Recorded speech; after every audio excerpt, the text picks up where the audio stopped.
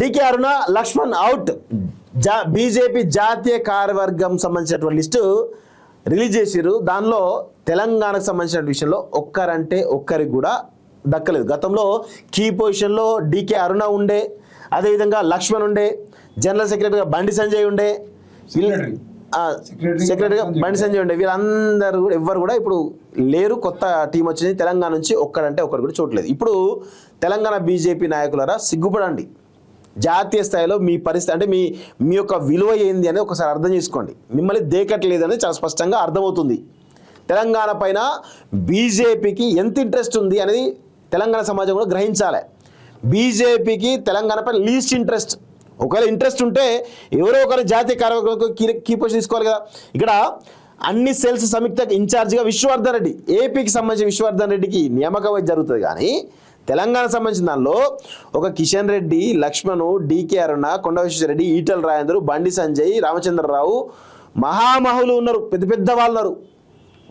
ఒక్కరికి కూడా అవకాశం దక్కలేదు. 8 మంది ఎంపీలు ఉన్నారు, 8 మంది ఎమ్మెల్యేలు ఉన్నారు, సీనియర్ నాయకులు ఉన్నారు. ప్రధాని ఇప్పుడు మోడీ తోటి, అంతకుముందు అద్వానీ తోటి, అమిత్ షా తోటి కలిసి పనిచేసిన సీనియర్ నాయకులు ఉన్నారు. మరి వాళ్ళందరికీ ఒక్కరు కూడా పార్టీ పరమైన పొజిషన్లు దక్కర్లేదు. కేంద్ర మంత్రులు కూడా వివక్షనే, అది పరిస్థితి. సో జాతీయ కార్యవర్గంలో తెలంగాణకు మొండి చేయి. ఆంధ్రప్రదేశ్ నేతలకు 3 పదవులు. ఆంధ్రప్రదేశ్లో ఉన్నటువంటి వాళ్ళకి 3 పదవులు వచ్చాయి. తెలంగాణ వాళ్ళకి మాత్రం 1 పదవి రాలేదు. డికే అరుణ స్థానంలో వైస్ ప్రెసిడెంట్గా దగ్గుబాటి పురంధేశ్వరి. ఓకే. ఓబీసీ మోర్చా అధ్యక్షుడు లక్ష్మణ్ స్థానంలో అమర్పాల్ మౌర్య, రామ్ మాధవ్, వసుంధర రాజే సహా 13 మంది ఉపాధ్యక్షులు. అన్ని సెల్ సంయుక్త కార్యదర్శిగా విశ్వవర్ధన్ నియామకం. నవీన్ పార్టీ అధ్యక్ష బాధ్యతలు చేపట్టిన 8 నెలలకు కొత్త టీం. అందులో దక్షిణాదిన ప్రాతినిధ్యం దక్కని ఏకైక రాష్ట్రం తెలంగాణ. త్వరలో కేంద్ర మంత్రివర్గం మార్పులు అరుణకు ఛాన్స్. ఇప్పుడు ఏంటంటే డ్యామేజ్ కంట్రోల్ చేసుకోవాలి కాబట్టి ఇక డికే అరుణకు ఛాన్స్ అని ఒక నెరేటివ్ బిల్డ్ చేసే ప్రయత్నం చేస్తున్నారు తప్ప తెలంగాణకు ఎక్కడ కూడా ప్రియారిటీ దక్కదు అనేది చాలా స్పష్టంగా అర్థం. బీజేపీకి తెలంగాణ మీద ఎంత ఇంట్రెస్ట్ ఉందో అర్థం చేసుకోవాలి. ఇప్పుడు కూడా డ్యామేజ్ ఎంత వరకు ఉందో ఒక అంచనా తీసుకొని ఇంటెలిజెన్స్ రిపోర్ట్ పోయిన తర్వాత ఇస్తారు. రెండవది, త్వరలో కేంద్ర మంత్రి వర్గంలో మార్పు అరుణకు ఛాన్స్. అంటే కేంద్ర మంత్రి వర్గం నుండి ఎవరిని తీసేస్తారు? కిషన్ రెడ్డిని తీసేస్తారా, బండి సంజయ్ తీసేస్తారా? ఇప్పుడు చెప్పాలి, వీళ్ళిద్దరికి ఉండగా కూడా అరుణకు ఇయ్యరు. అవును, ఇద్దరిని అలాగే కంటిన్యూ చేసి అరుణకి ఇచ్చేటువంటి పరిస్థితి లేదు. కాబట్టి వీళ్ళిద్దరిలో ఎవరో పోతారు. పోతే ఇద్దరికి పోతుంది. ఇద్దరికి పోయి ఎవరికైనా ఒక్కరికి ఛాన్స్ ఇచ్చారంటే అవకాశాలు. కిషన్ రెడ్డి 100% తీయరు. కిషన్ రెడ్డి ఇక బండి సంజయ్ తీస్తారా లేదని ఆర్ఎస్ఎస్ మీద డిపెండ్ అంటే ఆర్ఎస్ఎస్ ఎంత ప్రెజర్ ఇస్తో ఏందో చూడాల్సిన అవసరం అయితే. మొన్న కూడా పోక్సో కేసులు కూడా బండి సంజయ్ పదవి కాపాడింది ఆర్ఎస్ఎస్. అంతే, ఆర్ఎస్ఎస్ కు ఆయన అంత పని చేసింది కాబట్టి ఆర్ఎస్ఎస్ ఆ బాధ్యత తీసుకొని పదవి పోతే ఆర్ఎస్ఎస్ కు పట్టుబోతుంది అనేటువంటి కోణంలో ఆయన కాపాడుకుంటూ వచ్చిందండి. బీజేపీ జాతీయ అధ్యక్షుడిగా ఎన్నికైన 8 నెలల తర్వాత ఎట్టకేలకు నితిన్ నవీన్ తన టీంను సోమవారం ప్రకటించారు. అయితే ఈ కొత్త బృందంలో తెలంగాణ నుంచి ఒక్కరు కూడా చోటు ఇవ్వకుండా బీజేపీ జాతీయ నాయకత్వం రాష్ట్ర పార్టీకి జలకిచ్చింది. దేశంలోని దాదాపు 23 రాష్ట్రాలు, కేంద్రపాలిత ప్రాంతాలకు చెందినటువంటి నేతలకు ఈ టీంలో అవకాశం కల్పించగా దక్షిణాదిన ప్రాతినిధ్యం లభించినటువంటి ఏకైక రాష్ట్రం తెలంగాణ కావడం గమనార్హం. పార్టీ జాతీయ పదాధికారుల కమిటీలో తెలంగాణ ఒక్కరికి కూడా అవకాశం దక్కకపోవడం రాష్ట్ర బీజేపీ చరిత్రలో ఇదే మొదటిసారి. ఇదే సమయంలో ఏపీకి చెందినటువంటి 3 నేతలకు పురంధేశ్వరి, విశ్వవర్ధన్ రెడ్డి, ఢిల్లీ కోటలో రామ్ మాధవ్ పదవులు దక్కాయి. డీకే అన్న స్థానంలో పార్టీ జాతీయ ఉపాధ్యక్షులుగా పురంధేశ్వరికి అవకాశం ఇచ్చిరు. సో ఆ తర్వాత ఓబీసీ మోర్చా లక్ష్మణ్ స్థానంలో వేరే రాజ్యసభ సభ్యుడు అమర్పాల్కి ఇవ్వడం జరిగింది.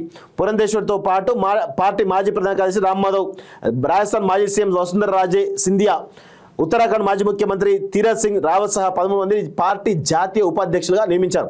జాతీయ సంస్థాగత వ్యవహారాల జాతీయ ప్రధాన కార్యదర్శిగా బిఎల్ సంతోష్, ప్రధాన కార్యదర్శిగా తావుడే సునీల్ బన్సల్, సంస్థాగత వ్యవహారాల సంయుక్త ప్రధాన కార్యదర్శిగా శివప్రకాష్ యథాతథంగా కొనసాగించారు. కేంద్ర వాణిజ్య శాఖ మంత్రి గోయల్ను మరోసారి పార్టీ కోశాధికారిగా నియమించడంతో ఆయనకు కేంద్ర మంత్రులుగా స్థానం ఉంటుందా అనే విషయంపై ఊహాగానాలు చెలరేగుతున్నాయి. కేంద్ర మాజీ మంత్రి స్మృతి ఇరానీ, త్రిపుర మాజీ ముఖ్యమంత్రి బిప్లబ్ కుమార్ దేవులను పార్టీ ప్రధాన కార్యదర్శి నియమించారు.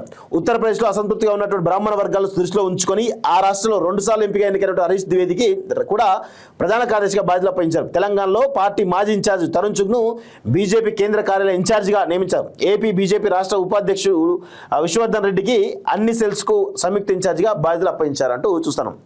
షాక్ గురి చేసిందంటూ చూస్తాను. ఇక్కడ ఇంకోటి ఏంటంటే ఈ బిఎల్ సంతోష్ ఎవరు? కర్ణాటక. జాతీయ ప్రధాన కార్యదర్శిగా బిఎల్ సంతోష్ అంటే ఈ బిఎల్ సంతోషే కదా మొన్న ఫామ్ హౌస్ కేసు అని. అవును, ఫామ్ హౌస్ కేసు, కేసీఆర్ సంబంధించినటువంటి Moinabad farm house case, farm house case కూడా ఈయనదే, ఈయనకు సంబంధించినటువంటి విషయం అది.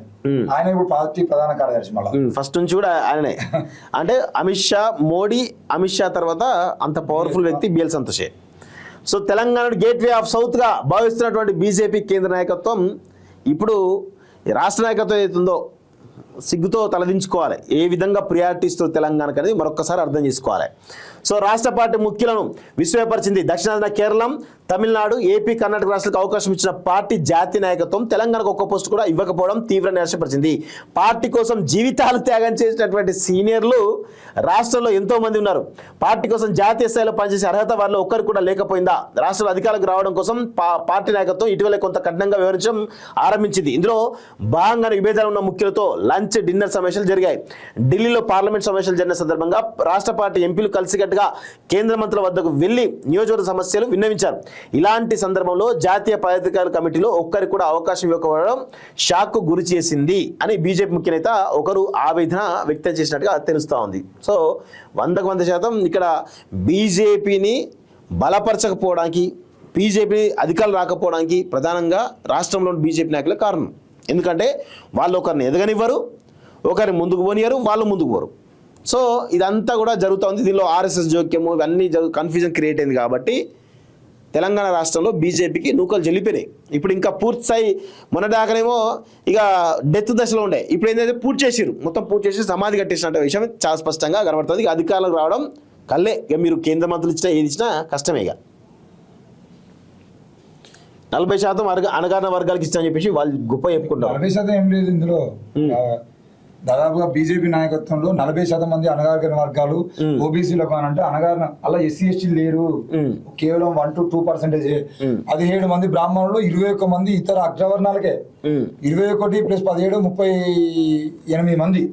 38 మందికి అగ్రవర్ణాలకే చోటిచ్చారు ప్రత్యేకంగా. అందులో 17 మంది బ్రాహ్మణులు. చూడండి, మళ్ళీ స్పెసిఫిక్గా 17 మంది బ్రాహ్మణులు, 21 మంది అగ్రవర్ణ, అంటే బ్రాహ్మణులు వేరు, అగ్రవర్ణాలు వేరు అనే దిశగా కనబడతా ఉంది.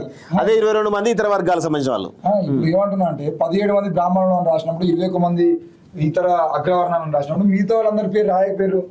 ఎస్సీలకు ఎంతమందికి, బీసీలకు ఎంతమందికి, ఎస్టీలకు ఎంతమందికి, ఆ మైనార్టీలకు ఎంతమందికి, మహిళలకు ఎంతమందికి అని చెప్పేసి ఓ లెక్క రాయాలి కదా మీరే. ఏముండదు కానీ అయిపోయింది. బీజేపీ తెలంగాణలో బీజేపీగా తట్టబడి చదువుకోవాల్సిందే. ఎవరి కాళ్ళు తట్టబడి చదువుకొని పోతే బాగుంటుంది. వీళ్ళకి శాతనేతగానే కదా జనసేనని ప్రమోట్ చేసడం, నాకు తెలిసి జనసేన తీసుకొచ్చేది, పవన్ కళ్యాణ్ రాజకీయాలు మొదలు పెట్టేది, ఇవన్నీ కూడా బీజేపీ నాయకులకు ఇక చేత కాదు. ఈడ మతోన్మాదం పేరుతోనే ఈడ గొడవలు పుట్టించేటువంటి అవకాశం లేదు. బండి సంజయ్ పని అయిపోయింది. కిషన్ రెడ్డి వీళ్ళంతా తెలంగాణలో బీజేపీని పవన్ కళ్యాణ్ స్థాయిలో కూడా తీసుకురారు అనేటువంటి విషయం అర్థమైంది. కాబట్టి ఏం చేయాలనో తెలియక వీళ్ళు ఇప్పుడు సచ్చుకుంటా మళ్ళా జనసేనను తీసుకొచ్చడం ప్రయత్నం చేస్తున్నారు. అంతే, జనసేనను తెలంగాణ తీసుకురావడానికి ఇదంతా కుట్రలు అంతా అంతే.